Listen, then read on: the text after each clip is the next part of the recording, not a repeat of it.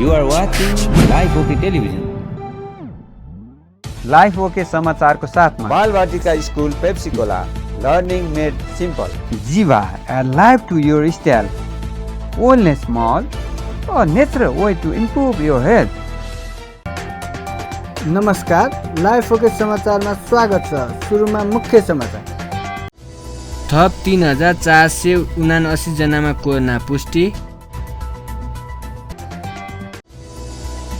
मुलुकको आर्थिक क्रान्तिलाई अघि बढाउन गम्भीरतापूर्वक कार्य सम्पादन। कुरीति अन्त्यका लागि 5 वर्षे रणनीतिक कार्ययोजनालाई अघि बढाउने। अब समाचार विस्तारमा। नेपालमा आइतबार थप 3479 जनामा कोरोना पुष्टि भएको छ।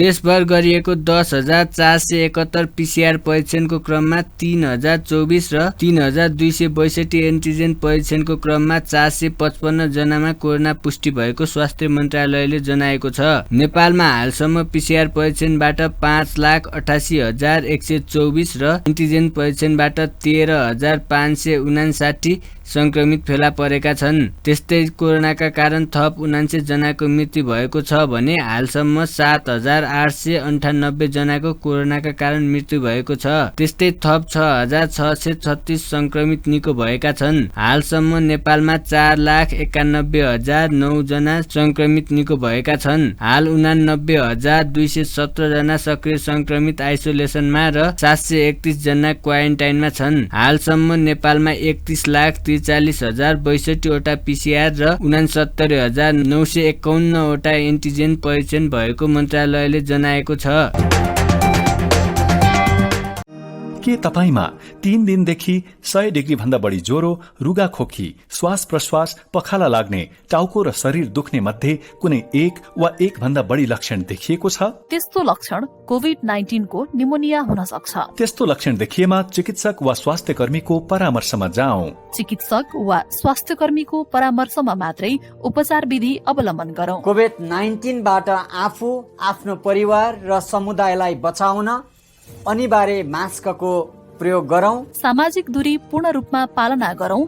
धेरै जना भेला हुने ठाउँमा आफू नजाऊ र अरूलाई पनि नजान प्रोत्साहित गरौं। मिची मिची साबुन पानीले 1 मिनेटसम्म हात धौं। आफ्नो अमूल्य जीवन डर, त्रास र चिन्तामा होइन, सावधानी अपनाएर आफू बचौं र अरूलाई रोग सार्नबाट बचाऊ।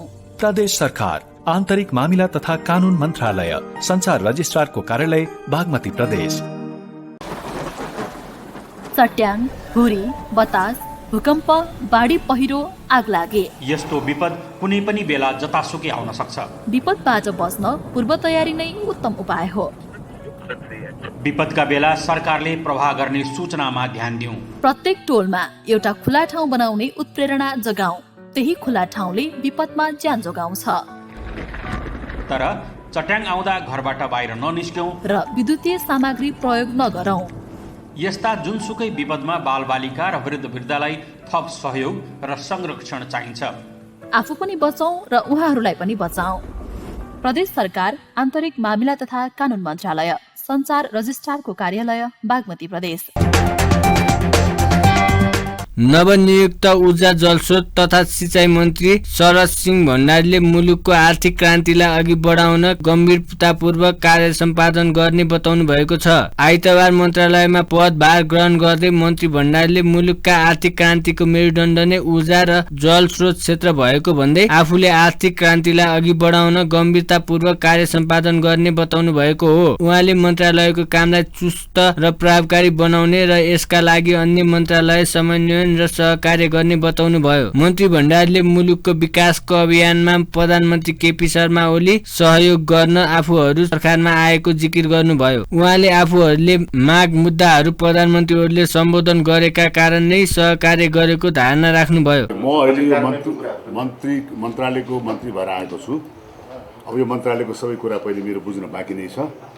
यो सबै बुझेर चाहिँ त्यहाँबाट के छ भन्नुहुन्छ नि, एउटै कुरो मैले बुझेको कुरो के भन्छु, यो मन्त्रालय भनेको चाहिँ नि मुलुकमा चाहिँ आर्थिक क्रान्तिको मेरुदण्ड मन्त्रालय हो यो, होइन? त्यसो हुनाले चाहिँ नि यहाँ जति पनि काम कारबाही भइरहेको छ त्यसलाई एक्सिलरेट गर्ने, होइन, त्यसलाई चुस्त प्रभावकारी हिसाबले अगाडि बढाउने र सबैको चाहिँ मन्त्रालयको चाहिँ सहयोग लिएर त्यसलाई ड्राइभ गर्ने कामले सम्मान्य प्रधानमन्त्रीले चाहिँ सहयोग गर्न हामी आएका छौँ। त्यस हुनाले उहाँले जहाँ उपयुक्त जग्गा देख्नु भएको छ त्यो अनुसार उहाँले राख्नु भएको छ र त्यस हुनाले चाहिँ मलाई के लाग्छ भने यो काम मेरो लागि चाहिँ नि यो प्रिभिलेज होइन। मैले कहिले पनि मन्त्री पदलाई प्रिभिलेज हिसाबले लिएको छैन, जहिले पनि यसलाई चुनौतीको हिसाबमा ल्याएको छु र ठुलो जिम्मेवारीको हिसाबमा लिएको छु। त्यस हुनाले चाहिँ मैले के भने अझ मेरो जिम्मेवारी बढेको छ। त्यस हुनाले चाहिँ यसलाई गम्भीरतापूर्वक चाहिँ कार्य सम्पादन गर्ने चाहिँ मैले अठोट लिएको छु। विभिन्न राजनीतिक दलहरू मिलेर बन्ने सरकार पनि बन्छन्, सिङ्गल पार्टी पनि हुन्छ त्यहाँ। र अब अहिले आएर चाहिँ के भने हाम्रो जनता समाजवादी पार्टी र चाहिँ नि अहिले नेकपा एमालेको जुन त्यो चाहिँ सहकार्यमा बनेको सरकार अथवा भनौँ हामी सहकार्य गर्न आएका छौँ। र यो घाम जस्तो छर्लङ्ग के छ भने हामीले निरन्तर भन्दै आएका छौँ हामीले बोकेका माग मुद्दाको सम्बोधन जसले गर्दछ त्यसलाई हामीभित्र शक्ति मान्छौँ र त्यसैको आधार हामी सहकार्य गर्छौँ भनेर आज चाहिँ प्रधानमन्त्री केपी शर्मा ओलीको नेतृत्वमा भएको सरकारले हाम्रा जायज माग मुद्दालाई चाहिँ सम्बोधन गरेर अगाडि बढेको छ र त्यसले हामीलाई के भने सहकार्य गर्ने बाटो खुलेको छ। त्यस्तै कार्यभारपछि मन्त्रालयमा आयोजित कार्यक्रममा मन्त्री भण्डारीले गम्भीरतापूर्वक कार्य सम्पादन गर्न कर्मचारीलाई निर्देशन दिनुभयो। उहाँले ऐन नियम र कानुनको परिधिभित्र रहेर कार्य सम्पादनलाई अघि बढाउनु पर्नेमा जोड दिनुभयो। मन्त्रालयले अघि सार्ने योजनाहरूमाथि छलफल गरेर कार्यान्वयन गर्ने दृढतापूर्वक लाग्न पनि उहाँले निर्देशन दिनुभयो। मन्त्रीले भने त्यसलाई गर्नुपर्छ भन्ने भावना नराख्नुहोस्, त्यसबाट मुक्त हुनुपर्छ। मन्त्रीले कुनै पनि निर्देशन दिँदा अब त फेरि मुलुकको ऐन कानुन नियम मन्त्रालय सबै छँदैछ त्यहाँ, तर कतिपय विषयमा ऐन नियम कानुन संशोधन पनि गर्नुपर्छ होला। त्यो फेरि के छ बिरालो बाँधेर चाहिँ सराप गर्ने काम पनि हुन्छ। त्यो समय सापेक्ष अनुसार हामी अगाडि बढ्दै जानुपर्छ। डाइनामिक भनेको त्यही हो। तर त्यो चिज के भने चाहिँ कमसेकम सरकारवालासँग सल्लाह गरेर बसेर हामीले चाहिँ कम्प्लिटली सल्लाह गरेर जानुपर्छ। त्यसो म के तपाईँलाई एस्योर गर्न चाहन्छु भने एउटा परिवार जस्तो हिसाबले हामी काम गरेर हिँड्नुपर्छ। अचिभमेन्ट त्यहाँ हुन्छ। त्यसैले ब्युरोक्रेसी र पोलिटिकल कुरा के हुन्छ भने कहिले हाम्रो पोलिटिकल आग्रह पूर्वाग्रह हुनसक्छ, हाम्रो केही इन्ट्रेस्ट पनि हुनसक्ला त्यहाँ। तर त्यो इन्ट्रेस्ट भनेको चाहिँ नि त्यो फेरि भित्र चाहिँ हुनुपर्छ। त्यो फेरि भित्र चाहिँ ल्याउने काम चाहिँ तपाईँको हुन्छ। त्यसो हुनाले के छ भने ब्युरोक्रेसी र पोलिटिकल लिडरसिपको बिचमा एउटा एकदमै चाहिँ कोर्डियल र कोहेसिभ हिसाब किताबबाट छलफल गरेर त्यहाँ कुनै पनि इगोको समस्या राख्नु हुँदैन। मैले भने कतिपय कुराहरू चाहिँ ठिक छ, ठिक पनि लाग्यो नलाग्ला, तर त्यसमा चाहिँ त्यति बेला चाहिँ खुल्ले रूपमा छलफल गर्नुपर्छ। त्यसमा यो चिज मिल्दैन, यो चिज ठिक छैन भन्ने हिसाबमा। त्यसो हुनाले चाहिँ त्यो एकचोटि सबैको सहमति भइसक्यो ल अब यो चिज हुन्छ यतिसम्म गर्न ठिक छ भनेर गएपछि अनि भोलि बहानेबारी भनेको थियो त्यो चाहिँ ठिक हुँदैन। यसले गर्दा भएन, उसले गर्दा भएन, यसो गर्दा भएन भन्ने कुरो चाहिँ गर्नु हुँदैन। यो गरेपछि गर्ने योजना मात्र होइन कि योजनामाथि भर परेका धेरै कुराहरू चाहिँ भोलि प्रभावित गर्न जान्छ। त्यसो हुनाले यो विषयमा चाहिँ हामी खुला रूपमा छलफल गर्ने, छलफल गर्दाखेरि शिष्ट मर्यादित भएर खुला रूपमा छलफल गर्ने, छलफल भएर निचोडमा पुगेपछि त्यसलाई कार्यान्वयन गर्ने कुरामा चाहिँ आइतबार नै नवनियुक्त ऊर्जा जलस्रोत तथा सिंचाई राज्य मन्त्री चन्द्रकान्ता चौधरीले पनि सिंहदरबारमा पदभार ग्रहण गर्नुभएको छ। नवनियुक्त महिला बालबालिका तथा ज्येष्ठ नागरिक मन्त्री चन्दा चौधरीले समाजमा रहेको कुरीति अन्त्यका लागि 5 वर्षीय रणनीतिक कार्ययोजनालाई अघि बढाउने बताउनु भएको छ। आइतबार सिंहदरबारमा पदभार ग्रहणको क्रममा मन्त्री चौधरीले 5 वर्ष रणनीतिक कार्ययोजना सम्बन्धी फाइल सदर गर्दै प्रदेश र स्थानीयका साथै संघीय सरकारको संयुक्त पहलमा समाजमा रहेको कुरीति अन्त्य गरिने बताउनु भएको हो। मन्त्री चौधरीले अझै पनि समाजमा बाल विवाह, दाइजोप जस्ता कुरीति रहेको र सबै मिलेर यस्ता कुरीतिलाई अन्त्य गर्नुपर्ने धारणा राख्नुभयो। उहाँले सामाजिक सुरक्षा योजना मुलुकका सबै क्षेत्रमा समान रूपमा पुग्न नसकेको भन्दै यस विषयलाई छिटो भन्दा छिटो समाधान गर्ने दावी गर्नुभयो। मन्त्रालयमा धेरै कार्य योजनाहरू कार्यान्वयन नै नहुने अवस्थालाई अन्त्य गर्नका लागि प्राथमिकताका आधारमा योजनालाई अघि बढाउने उहाँले जानकारी दिनुभयो। समाजमा रहेका विभिन्न कुरीतिका अन्त्यका लागि 5 वर्षीय रणनीतिक कार्ययोजनामा मैले आज फाइल सदर गर्दैछु। यो म यसमा के भन्न चाहन्छु भने जुन हाम्रो समाजमा कृतिहरू छन् त्यो हाम्रो संविधानमा पनि छन्, यो गर्न हुन्न, यो गलत हो।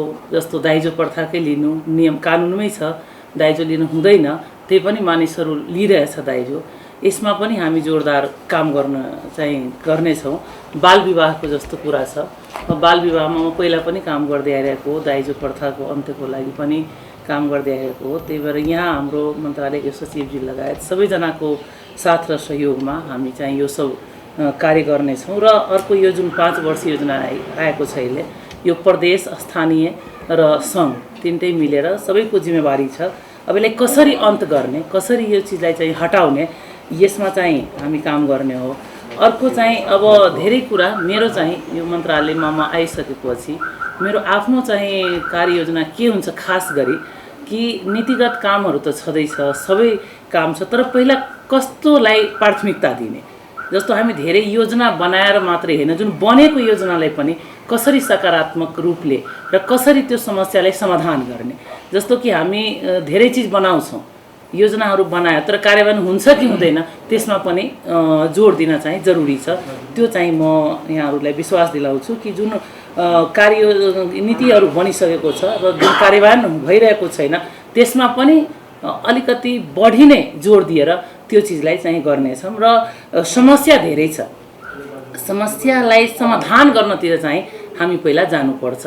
हामी धेरै चिज बनाएर एकैचोटि यो गर्छु त्यो गर्छु भन्दा पनि मेरो चाहिँ आफ्नो धेरै चिज बनाएर यो गरौँ त्यो गरौँ भन्दा पनि जुन बनेको नेपाल सरकारको संविधानदेखि नियम कानुन, महिला बालबालिका, ज्येष्ठ नागरिक, समाजको लागि सामाजिक सुरक्षा जे पनि छ त्यसलाई चाहिँ कसरी हामी चाहिँ यसलाई चाहिँ कार्यान्वयन र छिटोभन्दा छिटो सुविधा जुन मन्त्रालयबाट पाउने सुविधा हो, महिलाले, बालबालिकाले, ज्येष्ठ नागरिकले, समाजले, त्यो चाहिँ त्यसमा चाहिँ हामी जोड दिने। जस्तो सामाजिक सुरक्षाकै अहिले हामी म यहाँ नआउँदै पनि कम्प्लेनहरू धेरै छ कि सामाजिक सुरक्षामै हाम्रो आमा बुवाहरूले, वृद्धहरूले, एकल महिलाहरूले पाइसकेको छैन। 6 महिना, सालभर, 2 साल धेरै जस्तो स्थानीय निकाय छ जुनले रिलिज गरेको छैन।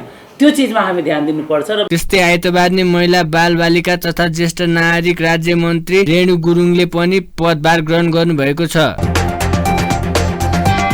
राष्ट्रपति चुरे तराई मधेस संरक्षण विकास समितिले आगामी आर्थिक वर्षको बजेट मार्फत खानीजन्य ढुङ्गा गिट्टी बालुवा निकासी खुल्ला गर्ने व्यवस्था चुरेसँग सम्बन्धित नरहेको स्पष्ट पारेको छ। आइतबार ललितपुरमा पत्रकार सम्मेलन गर्दै समितिले बजेटको बुद्धा नम्बर 179 मा चुरे शब्द उल्लेखनीय नभएको भन्दै यसमा अनावश्यक विवाद गर्नुमा कुनै कारण नै नरहेको जनाएको छ। पत्रकार सम्मेलनमा समितिका अध्यक्ष डाक्टर किरण पौडेलले बजेटमा उल्लेखित व्यवस्था चुरे भाव क्षेत्रसँग सम्बन्धित नरहेको र आफूहरूले यस सम्बन्धमा अर्थ मन्त्रालय, खानी विभाग सहितबाट पनि स्पष्ट भएको जानकारी दिनुभयो। बजेटमा गरिएको व्यवस्थालाई जबरजस्ती चुरेसँग जोडिएको उहाँले बताउनुभयो। चुरेमा खानी राख्न सम्भव नभएको र खानी राख्ने विषयमा कुनै अध्ययन नै नभएको उहाँको भनाइ छ। पौडेलले खानीको विषयलाई चुरेसँग जबरजस्ती जोड्नु तर्कसङ्गत र सान्दर्भिक नै नरहेको उल्लेख गर्नुभयो। चुरे संरक्षणमा काम गर्न धेरै बाँकी रहेको, त्यसका लागि समितिले काम गरिरहेको उहाँले बताउनुभयो। उहाँले चुरे भन्दा बाहिरको क्षेत्रका लागि गरिएको व्यवस्थाका लागि आफूहरू बोल्न नमिल्ने जिकिर गर्नुभयो। प्रधानमन्त्रीले चुरे संरक्षणमा प्रतिबद्धता जनाउनु भएको र यस क्षेत्रको संरक्षणमा काम गर्न निर्देशन पनि दिनुभएको पौडेलले बताउनुभयो। त्यस्तै उहाँले अहिले नै चुरे क्षेत्रमा पर्ने सिद्ध बाबाको डाँडा काट्ने विषयमा कुनै निर्णय नै नभएको जानकारी दिनुभयो। बजेट वक्तव्य 179 ले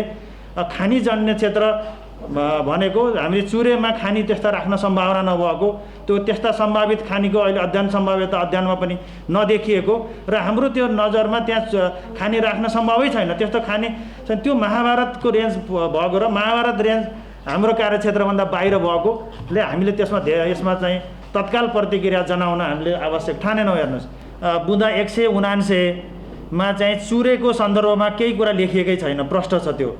त्यसकारण त्यो 179 लाई चुरेमा जबरजस्ती तानेर ल्याएर यहाँ उत्खनन हुन्छ भनेर भन्दाखेरि सान्दर्भिक हुन्न कि हामीले यत्रो गरेको संरक्षणमा हाम्रो भूमिकामा अन्डर एस्टिमेट गरिएको हुनसक्छ। हामी आफैले सबैले यो कुरा मनन गर्नु पर्यो। देशभित्र महाभारत रेन्जमा खानी उत्पादन, खानीको सम्भावना कहाँ छ त्यो छैन भन्ने कुरो हाम्रो कार्यक्षेत्रभित्र परेन। त्यो बजेट वक्तव्यको एउटा बुँदाले चाहिँ यहाँ यति खानी उत्पादन भयो भनेर अहिले भनिहाल्नुपर्ने पनि छैन। त्यसकारण त्यसका कार्यविधि अन्तर्गत त्यसको वातावरणीय प्रभाव मूल्याङ्कन आउँदा त्यसलाई गर्न खोजेको कुरा प्रष्ट हुँदाखेरि हामीले कुरा गर्न सकौँला। तर अहिले चाहिँ त्यो एउटा चाहिँ माथिको विषयलाई अर्कै असम्बन्धित विषयलाई ल्याएर चुरेमा जसरी कुरा गरिएको छ त्यो चाहिँ त्यति सान्दर्भिक भएन भन्ने हिसाबमा वन तथा भू संरक्षण मन्त्रालय चुरे यो समिति सबैले हामी छलफल गरेर चाहिँ त्यसको क्लारिफाई आएको हो नि। त्यसमा चाहिँ यो चुरे भाबर तराई यसका नदी प्रणालीहरूमा कुनै खनिजजन्य अथवा खानी ढुङ्गा गिटी बालुवा उत्खनन गरिने छैन। त्योभन्दा बाहिरको माथिको महाभारत रेन्ज हो जुन हाम्रो कार्यक्षेत्रभित्र चाहिँ अहिले पर्दैन तत्काल प्रतिक्रिया जनाउन। यो हिसाबले चाहिँ एउटा प्रष्ट भएको विषयमा यसलाई तानिएको हो चुरेमा ल्याएको हो। त्यसलाई चाहिँ अहिले त्यो सान्दर्भिक छैन भन्ने कुरा म प्रश्न पार्न चाहन्छु। तर हाम्रो कार्यक्षेत्रमा बाहिर गएर बसेर हामीले चाहिँ अब हाम्रो एउटा विज्ञ र आफ्नो व्यक्तिगत हिसाबले चाहिँ भन्ने एउटा कुरा होला, तर चुरे क्षेत्रभन्दा बाहिरको विषयमा तपाईँहरूले चाहिँ हामीलाई एन्सर गर्नु अथवा त्यो बारेमा बोल्नु त्यति सान्दर्भिक हुँदैन। एक अर्को कुरो मलाई पर्सनल्ली बुझेको भन्नुहुन्छ भने त्यो चाहिँ त्यो खानी जन्ने भनिसकेपछि खानी नखनिएको ठाउँमा त हुँदैन। चुरेमा खानी खनिँदैन, क्लियर छ। त्यो खानी खनिने ठाउँमा पनि वातावरणीय प्रभाव मूल्याङ्कन हुन्छ, त्यहाँ विज्ञको सल्लाह हुन्छ, त्यहाँ चाहिँ त्यसको नियम कानुन कार्यविधि मापदण्ड बन्छ। यो कुरा भनिसकेपछि त हामीले त्यो बेलासम्म वेट गर्ने कि यो केही गर्नै हुँदैन भनेर चाहिँ लाग्ने त्यो चाहिँ अलग विषय हो। त्यो त छ नि आउने ठाउँ, तर त्यो चिजलाई अहिले चुरे नै हो फेरि पनि चुरे हो भनेर आउनु यो कहीँ विषयवस्तु एकातिर अर्को चाहिँ कुरा अर्कोतिर भएको जस्तो लाग्छ। समस्या अन्त कतै होला, तर चुरेमा ल्याएर चाहिँ कुरा गर्ने यो प्रवृत्ति यो तरिकाले चाहिँ अलिक ठिक भएन कि भन्ने हाम्रो धारणा हो। चुरे संरक्षणमा एकदम सरकार एकदम दृढ छ।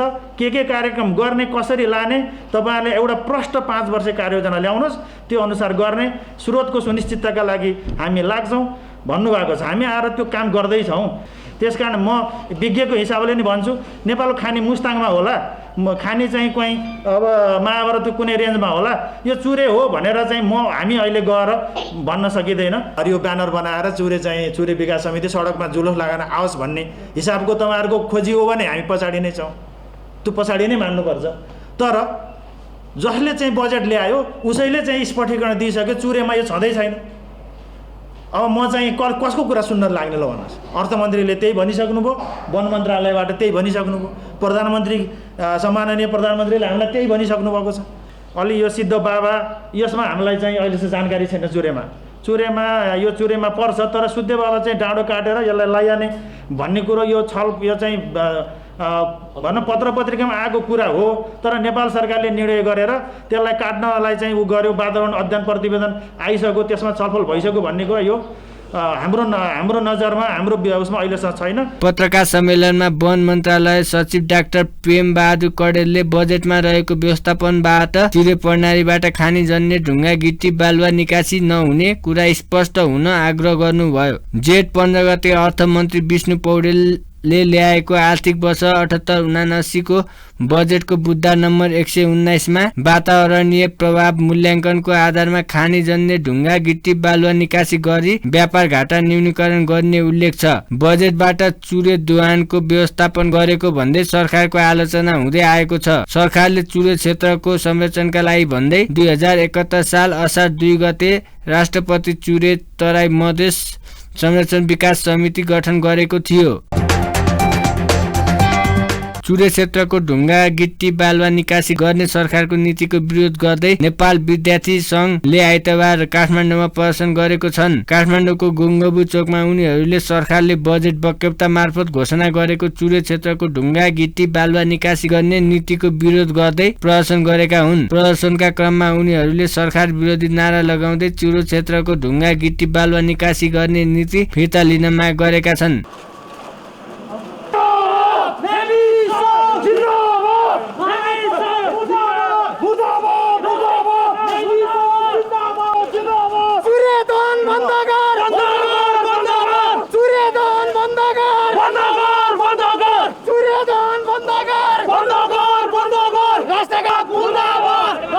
सरकार मुर्दाबाद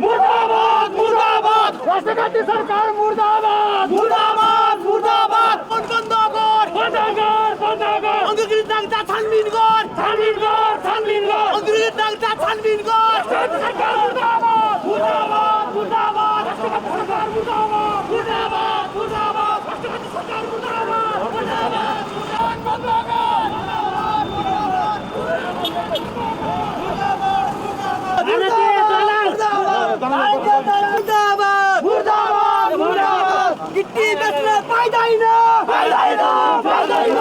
त्यस्तै उनीहरूले उप प्रधानमन्त्री एवं शहरी विकास मन्त्रीले राष्ट्रहित विपरीत अभिव्यक्ति दिएको भन्दै नाराबाजी गरेका थिए। केही बेर प्रदर्शन गरेपछि प्रहरीले नेविसङ्घ महामन्त्री दीपक भट्टराई सहित केही विद्यार्थीलाई नियन्त्रणमा लिएको थियो।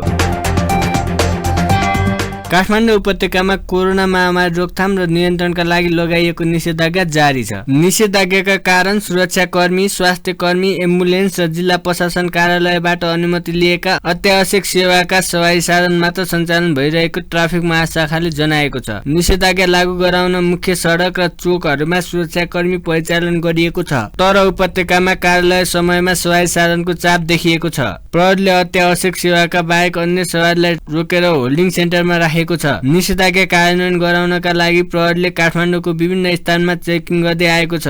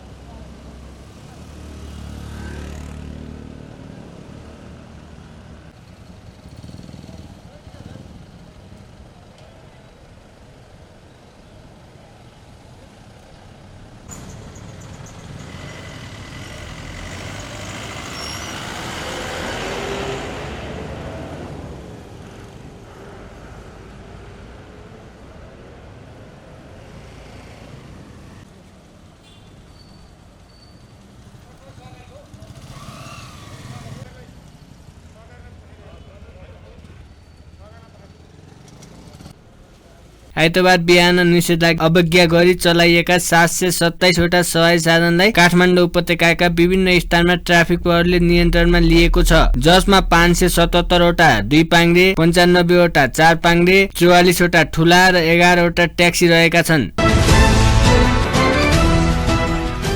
आइतबार सुन र चाँदी दुवैको भाउ बढेको छ। गत शुक्रबार उच्च रूपले घटेको सुनको भाउ आइतबार तोलामा 700 रुपियाँले बढेको छ भने चाँदीको पनि तोलामा 15 रुपियाँले बढेको छ।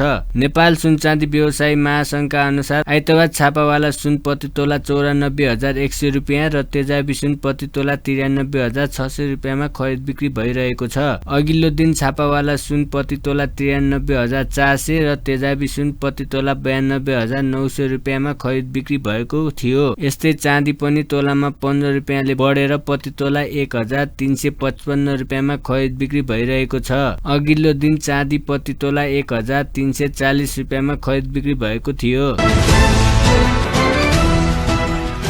आइतबार नेप्से परिसूचक 2900 बिन्दु माथि पुग्दै नयाँ अल टाइम हाई रेकर्ड बनाएको छ। यस दिन नेप्सेसँगै कारोबार रकमले पनि नयाँ रेकर्ड बनाएको छ। साताको पछिल्लो कारोबार दिन नेप्से परिसूचक 50.13 अङ्कले बढ्दै 2906.89 बिन्दुमा पुगेको छ। यो हालसम्मकै उच्च बिन्दु हो। यसअघि नेप्सेले गत साताको अन्तिम कारोबार दिन नयाँ रेकर्ड बनाएको थियो। त्यो रेकर्डलाई तोड्दै नेप्सेले यस दिन नयाँ रेकर्ड बनाएको हो। यस दिन नेप्सेसँगै सेन्सेटिभ फ्लोट र सेन्सेटिभ फ्लोट इन्डेक्सले पनि नयाँ अल टाइम हाई रेकर्ड बनाएको छ। यस दिन सेन्सेटिभ इन्डेक्स 7.88 अङ्क बढेर 520.79 बिन्दुमा पुगेको छ। त्यस्तै गरी फ्लोट इन्डेक्स यस दिन 4.11 अङ्क बढेर 201.35 बिन्दुमा र सेन्सेटिभ फ्लोट इन्डेक्स 3.42 अङ्क बढेर 172.81 बिन्दुमा पुगेको छ। आइतबार बजारमा सबैभन्दा बढी रकमको सेयर खरिद बिक्री भएको छ। यस दिन 218 कम्पनीको 1,71,060 पटकको कारोबारमा 17 अर्ब 27 करोड 17,87,000 रुपियाँ बराबरको 3 करोड 74,55,000 किता सेयर खरिद बिक्री भएको छ। अन्त्यमा मुख्य समाचार फेरि एकपटक। थप 3,479 जनामा कोरोना पुष्टि। मुलुकको आर्थिक क्रान्तिलाई अघि बढाउन गम्भीरतापूर्वक कार्य सम्पादन। कुरीति अन्त्यका लागि 5 वर्षे रणनीतिक कार्ययोजनालाई अघि बढाउने। हस्त अहिलेका लागि लाइफ ओके समाचार यति नै। हेर्दै गर्नुहोला लाइफ ओके टेलिभिजन। नमस्कार। लाइफ ओके समाचारको साथमा Balvatika school Pepsicola learning made simple. Jiva life to your style, wellness mall, a natural way to improve your health.